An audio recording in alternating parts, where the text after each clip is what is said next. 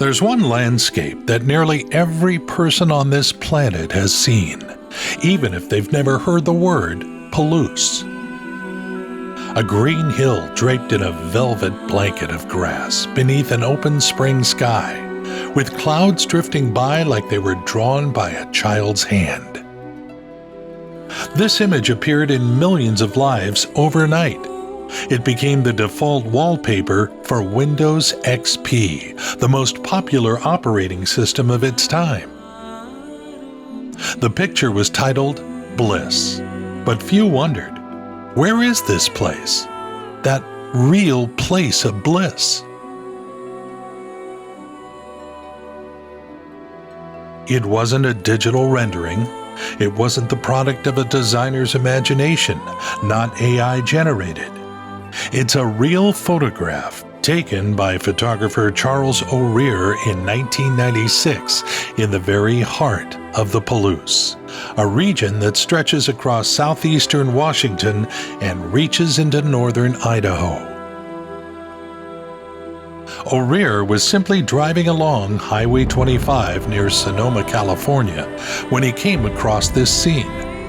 But landscaped just like it, rolling green hills that stretch like waves are everywhere in the Palouse.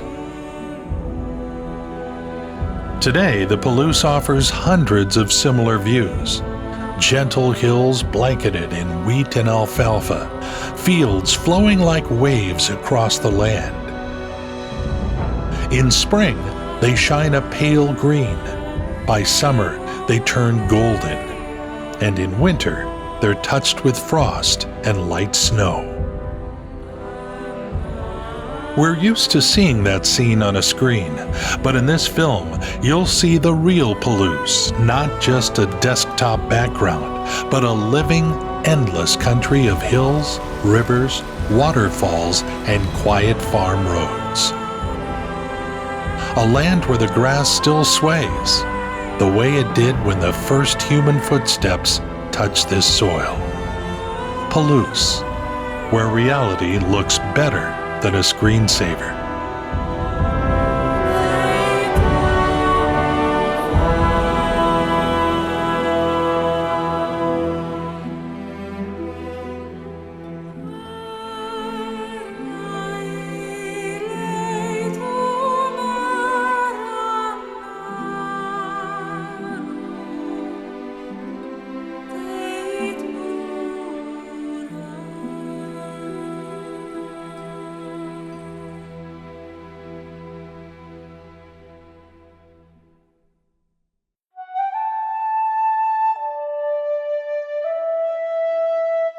There's a place where the earth looks like flowing fabric draped over a sea of waves.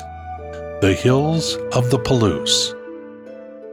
Its gentle curves resembles a frozen ocean, but instead of water, it's fertile soil, laid down by glaciers and shaped by wind thousands of years ago.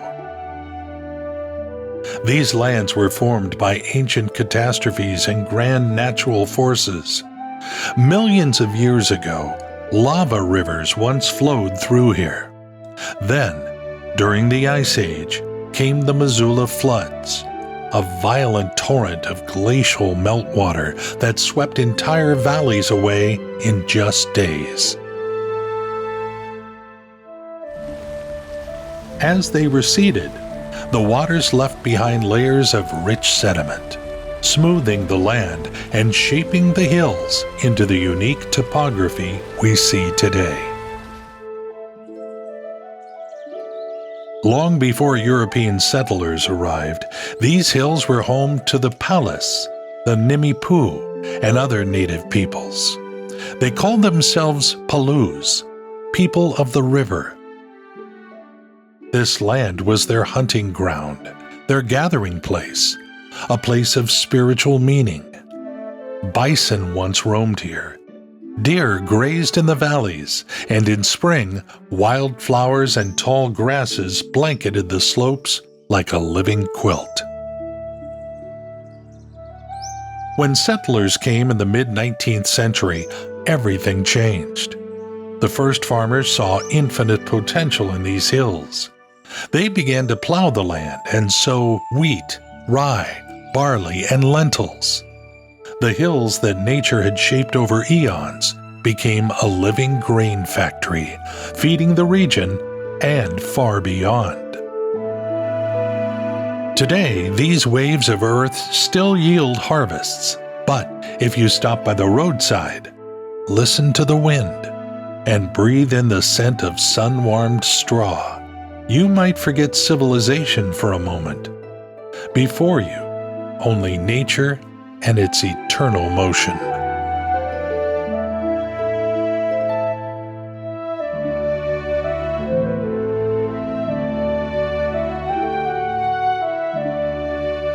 Season after season, the fields change color from pale green in spring to amber and copper by late summer as the wheat ripens. These colors feel like brush strokes on an endless canvas, each shadow, each ray of light, painting a new scene. And that is the essence of the Palouse. It's not just an agricultural region. It's a place where the history of Earth is visible in every curve of every hill, and human history echoes in every barn, every abandoned wagon, every farmhouse topped with sunlit galvanized steel. It's a land where the stories of native peoples, of pioneer families, and of modern agriculture are all woven together into one great fabric. A fabric that moves and breathes with the wind of the Palouse.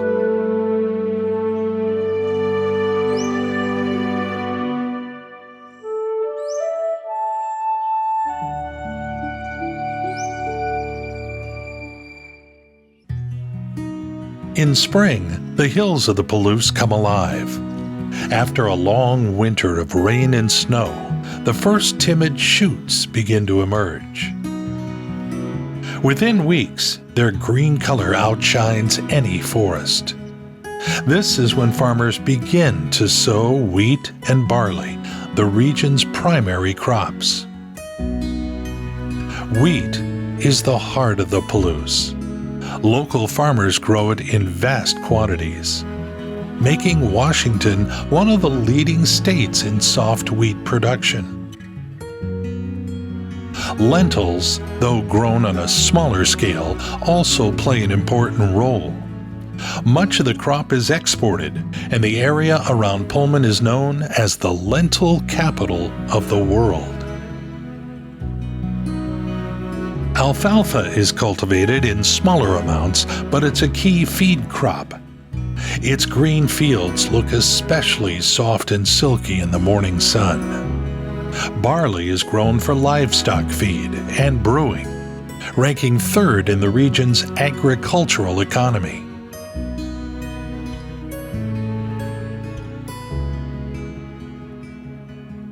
Planting time depends on the crop and the weather. Winter wheat is sown in early fall to allow it to sprout and root before the frosts. In spring, farmers plant spring wheat, lentils, and barley. Harvest begins in late July and continues into early September, a time when work on the fields runs non-stop from dawn until dark.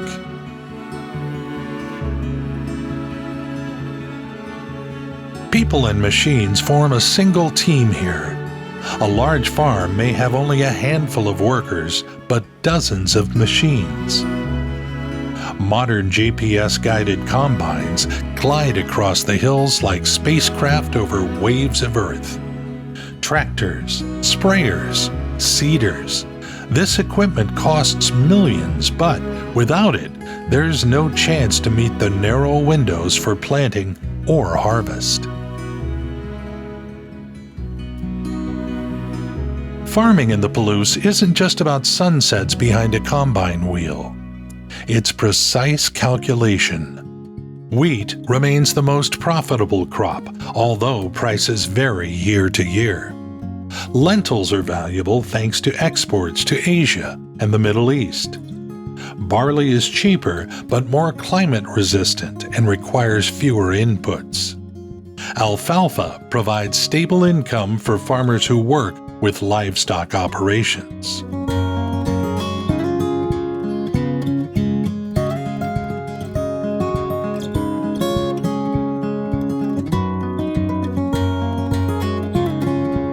The landscape changes with each growth cycle.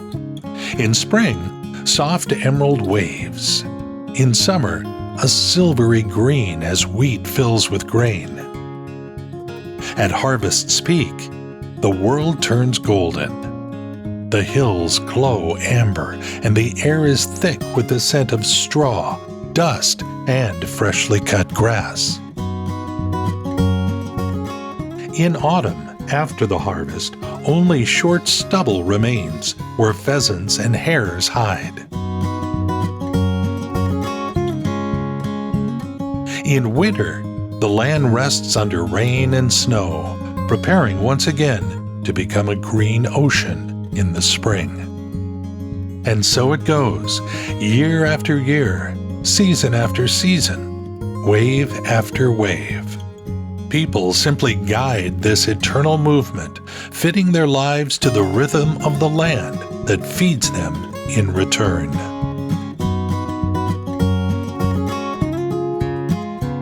The Palouse is a land where the hills breathe gold, and every bend of every field holds a story. Along roads winding between waves of wheat stand the farms. Some are modest homes with a few outbuildings. Others are sprawling complexes of barns, machine yards, and grain silos.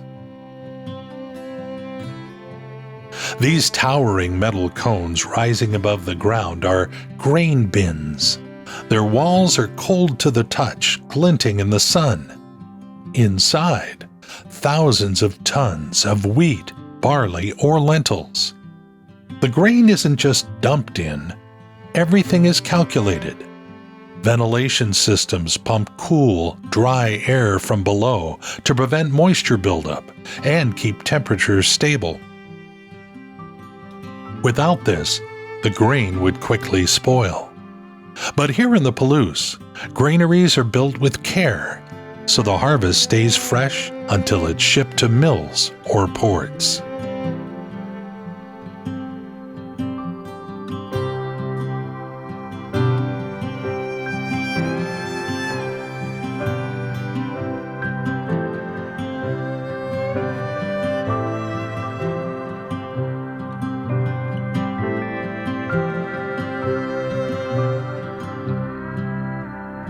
Farms in the region vary in size. Some are large family operations passed down through generations, covering thousands of acres with fleets of machines. Others are small, private farms run by one family, maybe hiring a few helpers at harvest time. These farms grow, on average, 200 to 500 acres of wheat a year.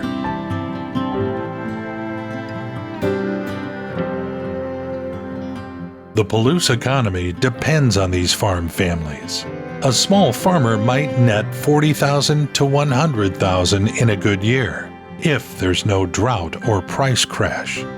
But those numbers can be misleading.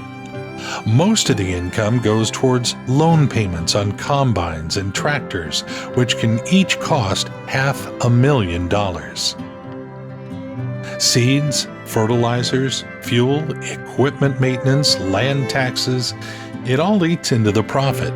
That's why so many join cooperatives to share equipment, negotiate better grain prices, and get logistics discounts. Still, farming here has its secrets. Experienced farmers know risk is always close. Sometimes it's better to leave part of a field fallow to conserve soil moisture for the next year. Sometimes they switch to less profitable lentils to save on fertilizer and protect the soil. Some go fully organic, selling wheat at triple the price in niche markets.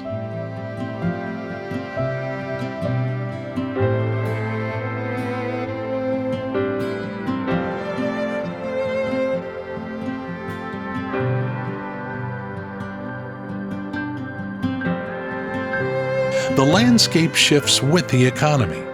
In spring, farms are wrapped in green. In summer, a golden sea of grain.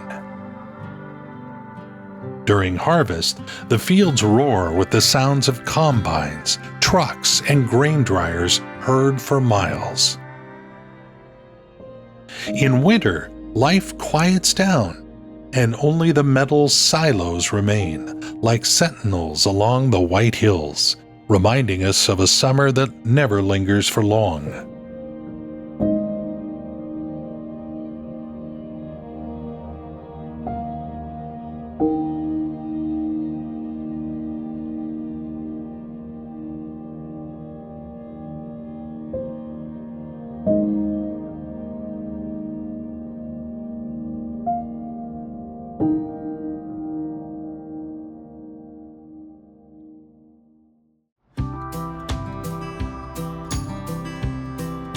This is the Palouse, a place where farmer isn't just a job. It's a destiny woven into the hills, the wind, and the sun. A life where every day is a choice between hope and calculation, between the beauty of the land and its true cost. There are details of life on a Palouse farm that tourists never see. But these hidden rhythms are what hold this entire world together. Take lentils, for example. Just a small round legume in a bowl of soup for some. But here, it's a symbol.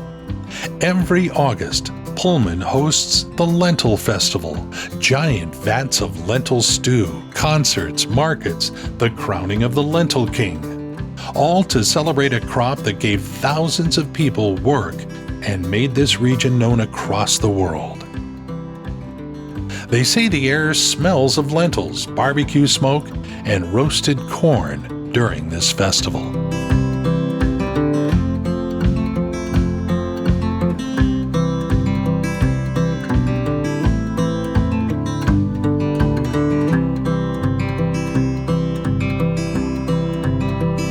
But the Palouse isn't all joy.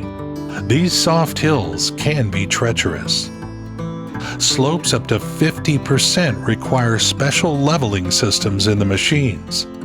The driver sits straight, but if you step out of the cab, your body tilts like you're on a mountainside. Without this leveling tech, grain would be left behind, and the machines would tip over.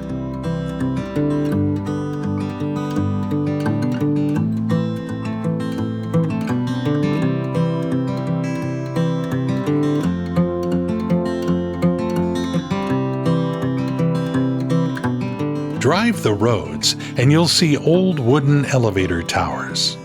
They look abandoned, but stand as memory. In the early 1900s, every rail spur had its own grain elevator. Back then, farmers loaded rail cars by hand. Today, steel silos and pipes have replaced them, but the old towers remain, guardians of a fading era.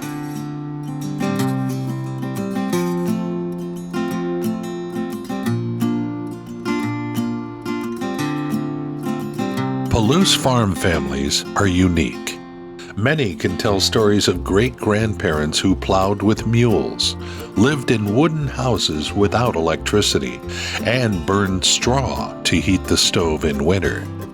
Today their descendants operate GPS-equipped harvesters, but the spirit of labor and the struggle for every yield remains the same.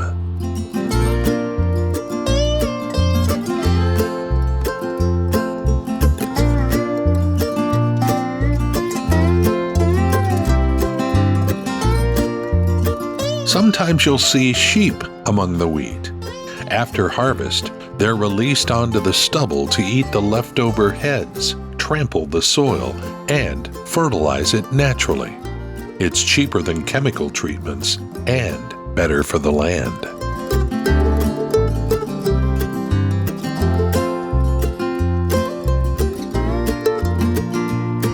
But fire remains the greatest threat. In summer, when everything is dry as paper, a single lightning strike is enough. Flames spread across a field in moments. Farmers leap onto tractors, attach plows, and carve fire breaks around the blaze to stop it before it devours the entire crop. Those lines remain in the fields like scars from battle. And yet, despite everything, Palouse farmers smile. Their lives are lived on the edge, where every spring brings hope, every summer demands courage, and every fall is a quiet thank you to the land that gave bread once more.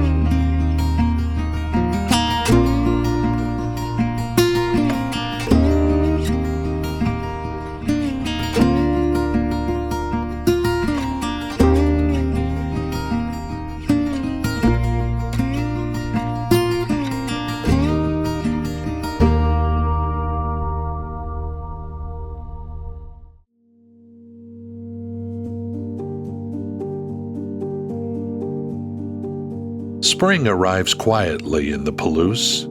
At first, a faint haze of green appears on the hills, as if someone had gently brushed a watercolor wash over the beige canvas of winter. Then suddenly, almost overnight, everything bursts into life. Here among the waves of the land, arrowleaf balsam root, Balsamorrhizae sagittata, begins to bloom. Locals call them mule's ears for their broad velvety leaves. They resemble wild sunflowers, but they grow lower to the ground with a gentle presence. Their bright yellow heads follow the sun across the sky, scattering golden brushstrokes over the fields.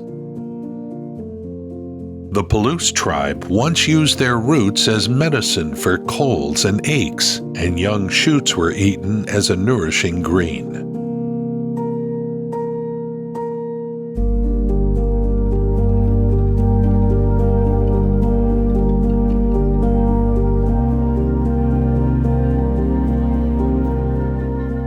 On the hillsides grow Indian paintbrush, Castellagia, upright bursts of fire-orange blossoms that look like tiny torches flickering in the grass.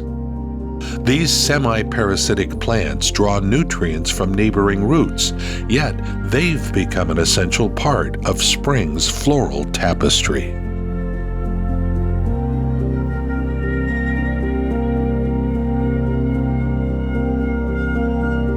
If you look closer, you'll see purple lupines cascading across the meadows like streams of blue. Their sweet scent draws in bees, which hum from morning till dusk. Lupines also enrich the soil with nitrogen, helping the whole ecosystem remain healthy.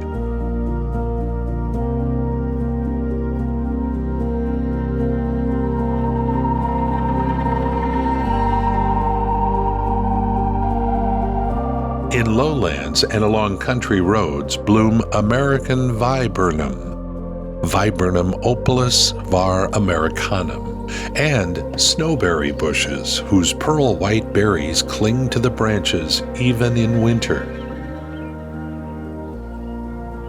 Where the landscape begins to blur into forests, ponderosa pines, Pinus ponderosa, grow on the dry slopes. Their long, soft needles cast cool shadows, a welcome retreat from the midday heat. In spring, small reddish cones appear on their branches, female flowers that look like miniature pine roses.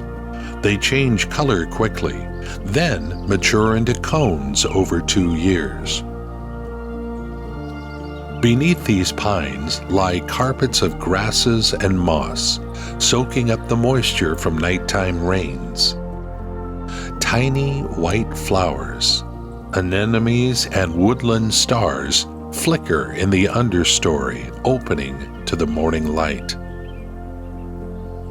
All of this life follows its own rhythm. Spring bursts with color. Summer settles into silvered stillness. Autumn brings golden brown melancholy. Winter folds the land into quiet sleep beneath rain and snow. This is the flora of the Palouse.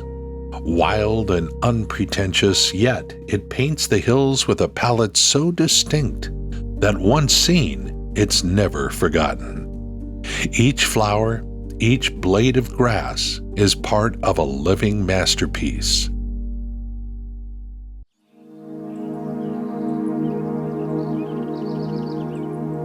The silence of the hills can be deceiving. If you listen closely, the wind will carry the faint rustle of dry stalks. That's a mule deer stepping carefully. Its large ears flick in different directions, and dark eyes scan the horizon. A twitch of its short tail, white underneath, can give it away in an instant. These deer are right at home in the open spaces of the Palouse. They roam along the field edges, slip into oak groves, and in the evenings emerge at the margins where the grass is sweetest.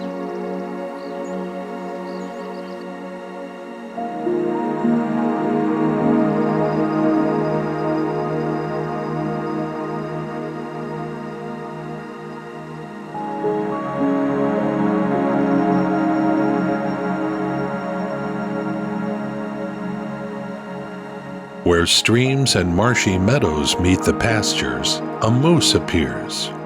A quiet giant with a heavy head and long, shaggy muscle. He may look awkward and slow, but with a single step, the shrubs part like water. Moose love solitude and dense greenery, where tender willow and aspen shoots are theirs for the taking.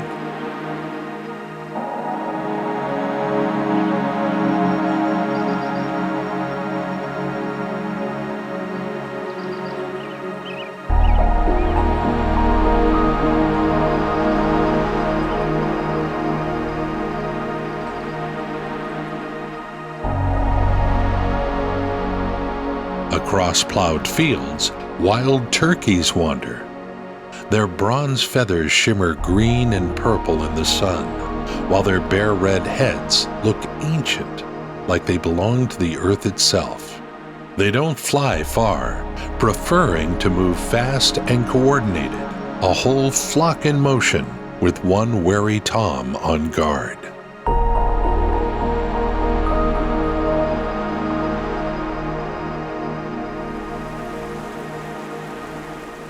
Over calm ponds, Canadian geese glide. A pair of adults leads the way, followed in line by a string of fluffy yellow goslings.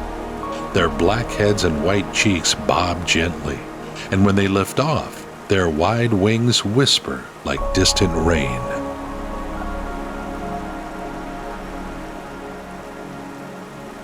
In the cold water, common golden eyes sometimes appear.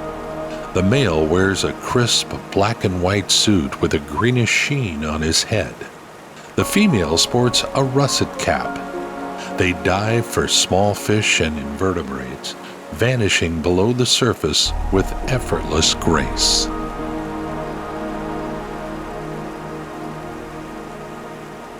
On sandy banks, coots gather in chattering flocks. Black bodies, white face shields, always busy, always in motion, like gossiping neighbors on a back porch.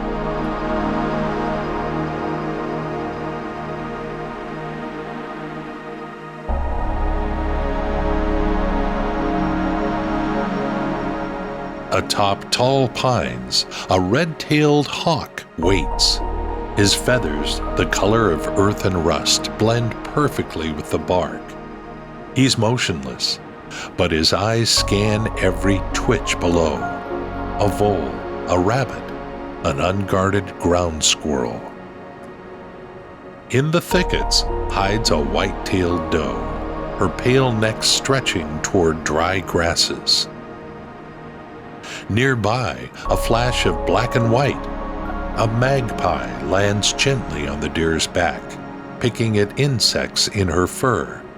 The two carry on together like old neighbors sharing space. And though unseen, coyotes are always here. Their yipping howls rise at night, winding over the plains like a flute played by the wind. Bobcats sometimes appear, stalking silently in brushy ravines, and badgers leave their burrows gaping on field slopes. This is life in the Palouse. Beneath the sky, among the grasses and groves, in the company of deer, moose, pronghorns, coyotes, turkeys, coots, and eagles. Every morning begins with their steps and cries and wing beats. Every evening ends with their breath in the dusk. And this slow, steady rhythm has carried on for centuries as the sun rises once more over the hills.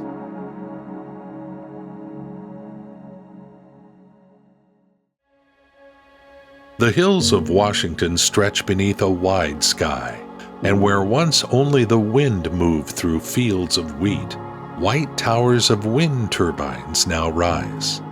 Their blades turn slowly, slicing the air in silence, each rotation folding quietly into kilowatts of energy that power farms, homes, and towns.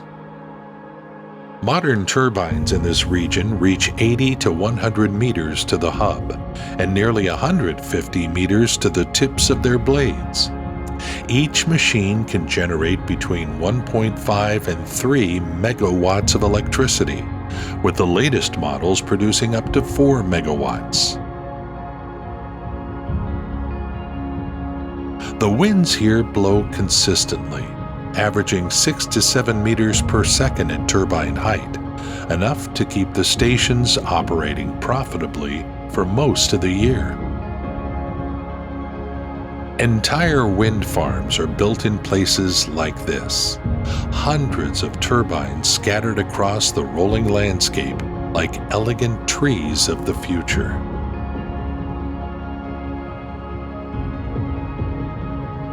The scenery shifts. Familiar fields and farms now share space with tiny rows of white columns, as if someone had planted giant weather vanes to check which ways tomorrow's wind might blow. Down below, in cities and along rivers, hydropower plants also hum with activity. One of the oldest in the region is the Spokane Falls Dam, built in the early 20th century. It may be small compared to the Columbia or Niagara, but its waters still turn turbines every day, providing electricity for thousands of homes. In fact, around 70% of Washington's electricity comes from hydroelectric sources.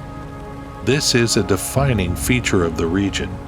Its mountain rivers serve not only as scenic landmarks, but also as steady, affordable sources of power. Eastern Washington enjoys some of the lowest electricity rates in the U.S., around 8 to 10 cents per kilowatt hour, compared to nearly double that in California. This has long attracted cryptocurrency mining companies, where cheap electricity is the foundation of profitability. But large projects often face environmental restrictions and local pushback. Residents aren't always happy about the arrival of data centers that generate heat and noise and buy up large parcels of land.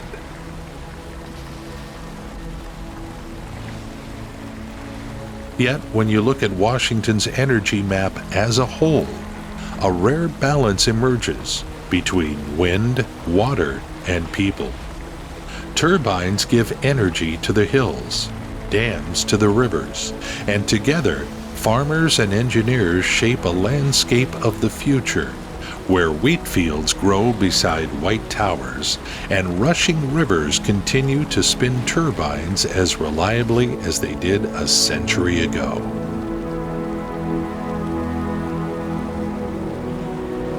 Water here does more than generate power. It shapes the land itself, defines life, and leaves marks on the memory of the earth that last for millennia.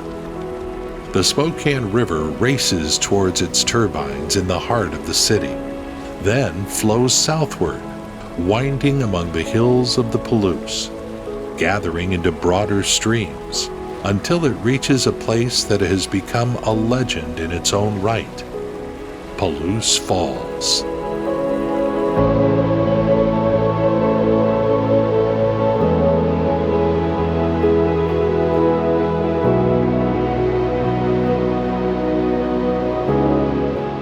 Palouse Falls is a sudden waterfall in the middle of rolling steppe.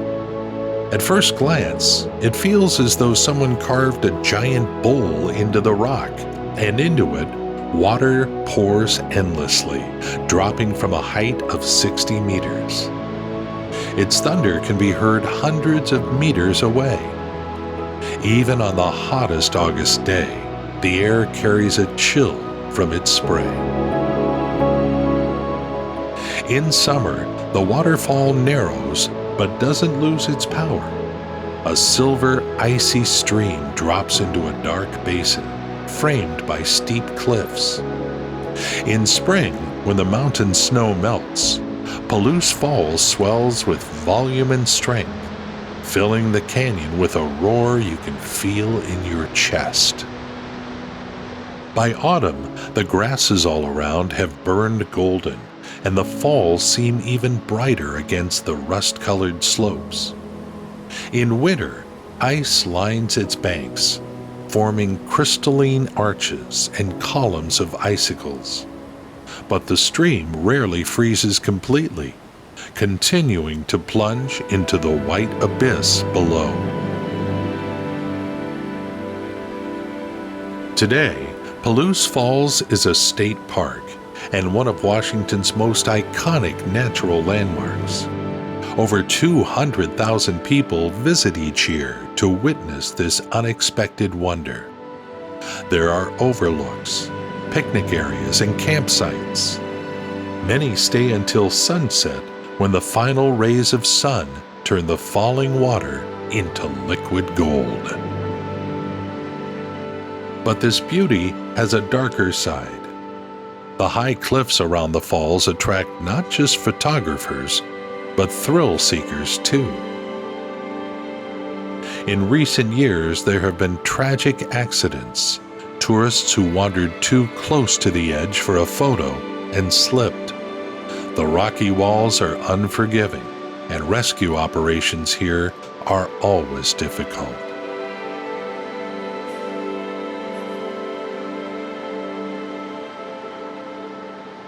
Palouse Falls remains a symbol of water's wild power. Everyone who comes here hears its voice, strong, cold, and eternal.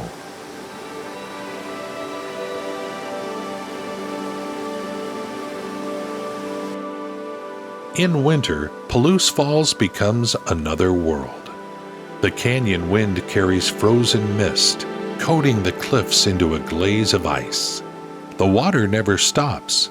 It still falls from a height of 60 meters, but around it rise frozen fortresses. The banks are wrapped in thick frost and snow. Where the spray reaches the rocks, frozen white armor forms, like the spines of prehistoric creatures.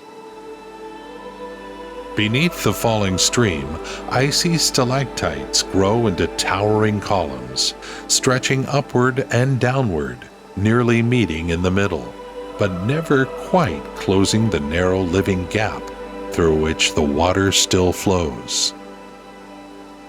Sometimes in deep freeze, the entire waterfall halts.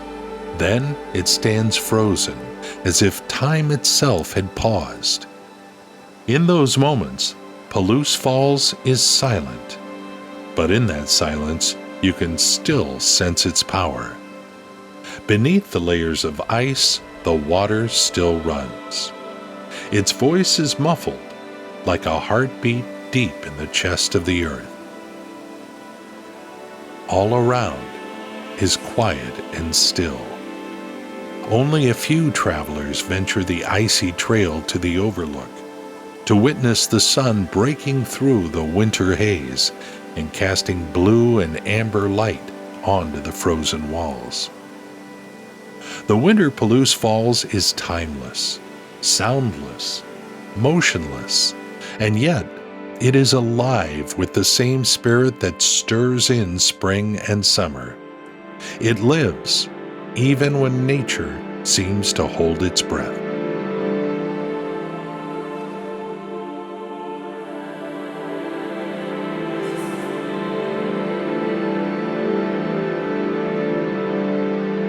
When you leave the cold canyon of Palouse Falls behind and return to the hills, the world changes again.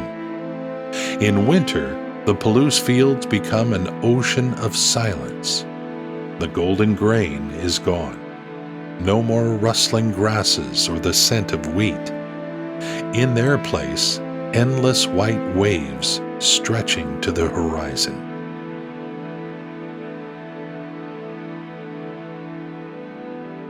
From above, the hills resemble frozen sea swells. Snow settles gently, tracing every curve, every dip, every faint trail leading to a lone farmhouse. At sunrise, when the light touches the fields, the snow glows in shades of blue and pink, and long indigo shadows stretch down the slopes. Sometimes a thin mist rolls over the white hills, and it feels as if the earth had vanished, and you are flying above a sky made of snow. Only the distant lines of fences, the silhouettes of silos, and the twisted branches of bare trees remind you that beneath this frozen cover, fertile ground is sleeping. In winter, the Palouse is silent. Tractors rest in sheds. Combines lie under canvas, and people retreat indoors. Only the wind remains, ruler of the fields. It drives snow across the hills, lifts it in swirling dances, and draws patterns on the white canvas below. And in this stillness, in the land's deep sleep, there is strength. Because anyone who knows the Palouse understands, beneath the snow, life breathes. And in spring, these hills will turn green again, becoming the softest, widest field on earth.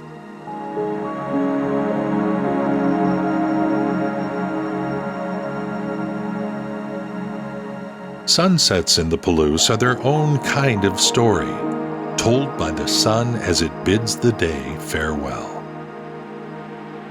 As it begins to dip towards the edge of the earth, the hills stretch their shadows long and soft, like dark silk scarves draped over golden fields.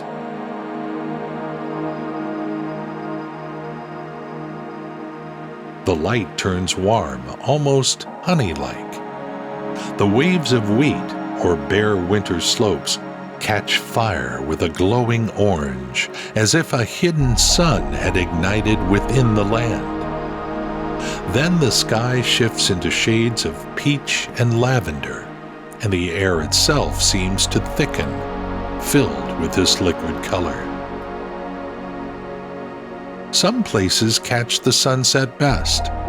On quiet dirt roads that trace the ridge lines of the hills, you can stop the car, turn off the engine, and just listen to the silence, watching as the dark line of the earth slowly swallows the golden sun.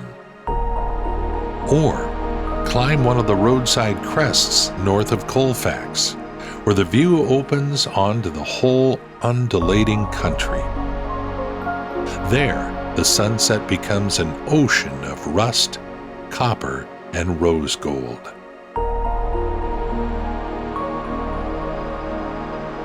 The most famous spot is the summit of Steptoe Butte. From there, you can see the sun slipping behind miles of fields, each hill casting a shadow on the next, forming an endless checkerboard of light and dark. In these moments, the land looks like an impressionist painting. No sharp edges, only strokes of color blending into an unimaginable palette.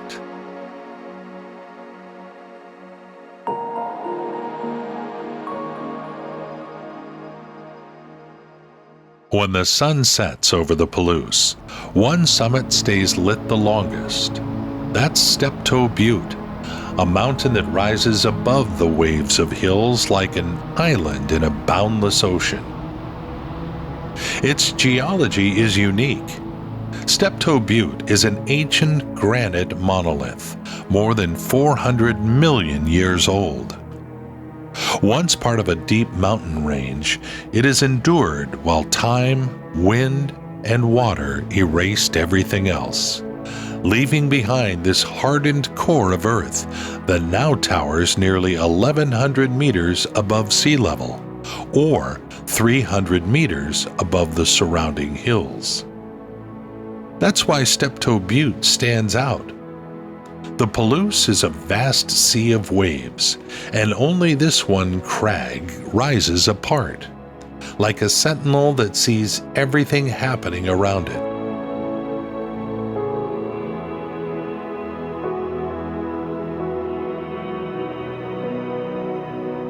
The local Palouse tribes once called it the Lone Mountain, a sacred place where Earth's spirits touch the sky. Today, the summit has a viewing area offering 360-degree vistas. From here, you can see the entire Palouse. Thousands of hills stretching to the horizon, farms with white grain silos, winding roads, river ribbons, and even the distant mountains of Idaho.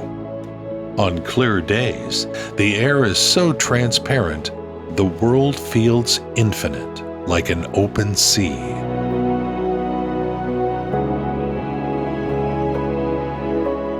Steptoe Butte isn't just a park, it's a symbol of the region. Photographers from around the world come here to capture the first spring light running across green waves of fields, or the golden glow of sunset bathing ripened wheat in summer. Farmers visit just to sit quietly and gaze at the land that has fed their families for generations.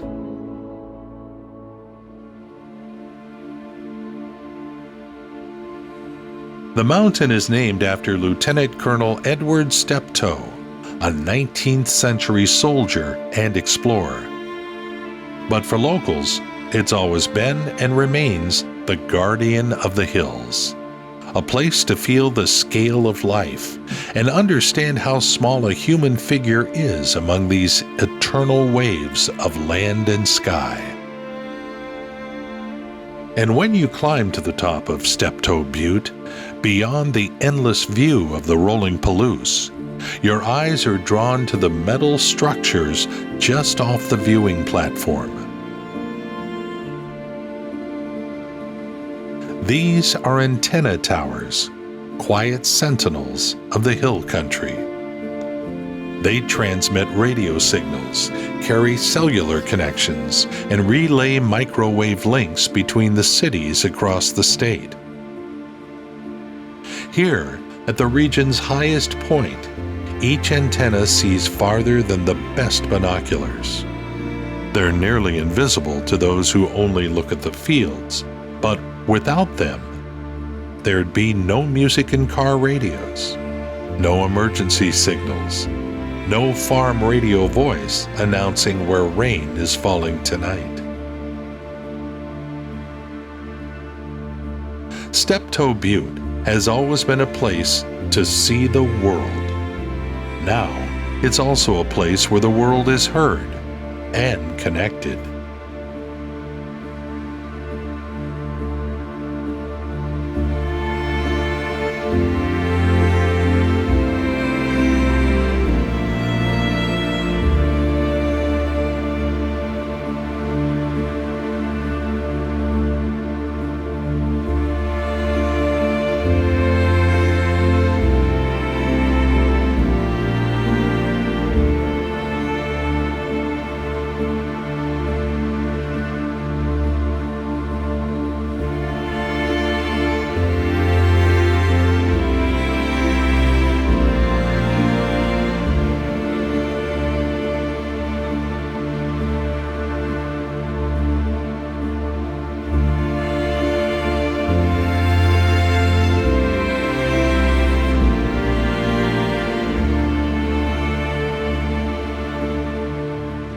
There's a special feeling that comes when you drive through the Palouse. A narrow strip of asphalt or a gravel path winds between the hills, disappearing around each bend and reappearing ahead like a road into eternity.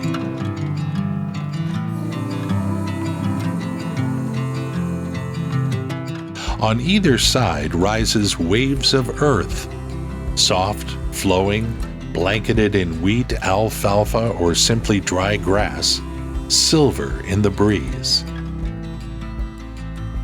It feels like driving along the bottom of a frozen ocean where the waves have turned to land and will never move again.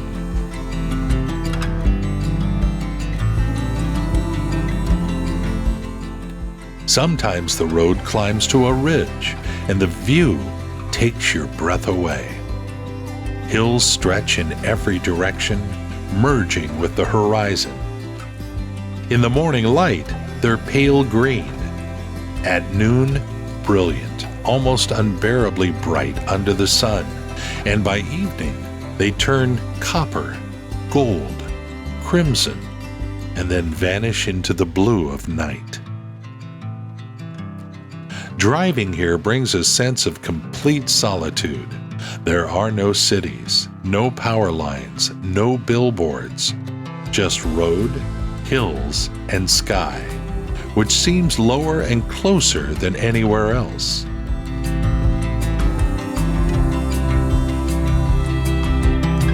Sometimes you pass a tractor crawling up a slope, or a combine leaving behind clean yellow lines of harvested wheat. Sometimes just one car, a passing ship on a sea of land. There's a freedom in these roads.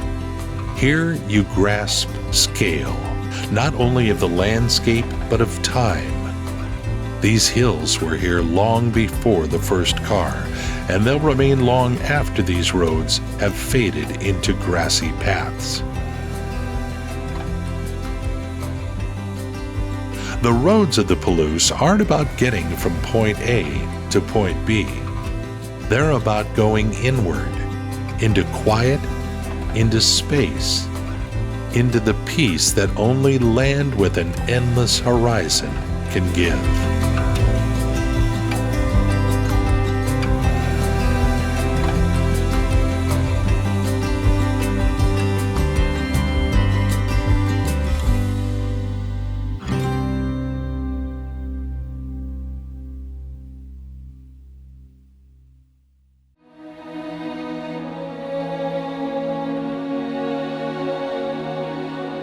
The Palouse may seem simple if you look from a satellite: green and golden hills, scattered farms, fine threads of roads.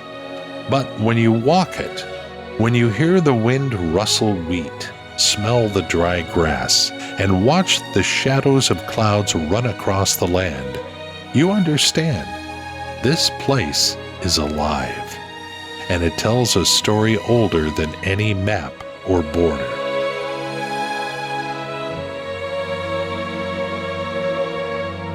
Every hill tells a chapter of glacial floods that once thundered down from the mountains, polishing the land and leaving it soft and fertile like velvet.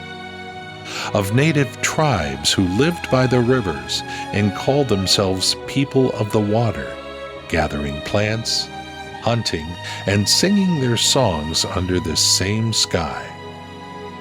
Of the first farmers who plowed virgin soil with mule teams, built low-roofed homes, planted wheat, and waited for rain. Today, the Palouse is a kingdom of grain. Thousands of acres of soft wheat, alfalfa, lentils, and barley. GPS-guarded harvesters crawl across the slopes, leaving neat lines like the brushstrokes of a massive painter. Wind turbines spin above the hills, white and weightless. And down below, the rivers still flow, giving light to towns and farms. This is also wild country. Mule deer and pronghorns, lynxes and coyotes, turkeys and pheasants, and eagles circling the sky. In winter, everything falls silent under snow, becoming an endless white sea. In spring, the first yellow balsam root blooms, and in summer, golden waves of ripening wheat shimmer under the sun.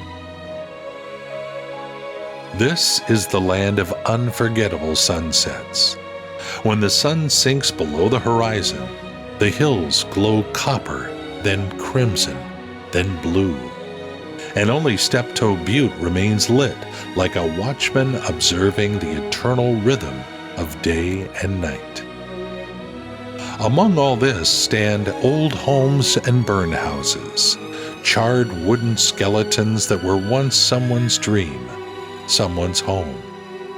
They say nothing, but their silence speaks louder than words, because here in the Palouse, people have always understood the value of labor, of bread, of land, and wind. This land teaches the essential truth. Everything passes, times, people, even cities. But the hills of the Palouse remain. They were here before us, and they'll be hereafter, holding their waves, their roads, their sunsets, and the quiet in which everyone can hear themselves. And if one day you come and stand on a hilltop in the warmth of evening, with the wind rising from the fields and the sky turning violet and red, you'll feel the world pause in a single breath. Because the Palouse is where earth and sky meet without borders, where a person is only a guest, briefly welcomed into the true beauty of the world.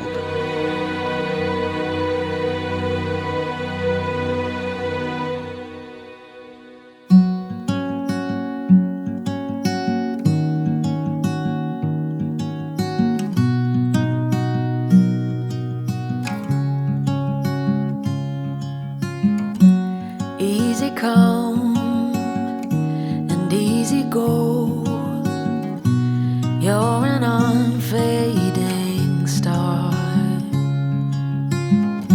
a gentle love, the kind that lifts you up, no matter how far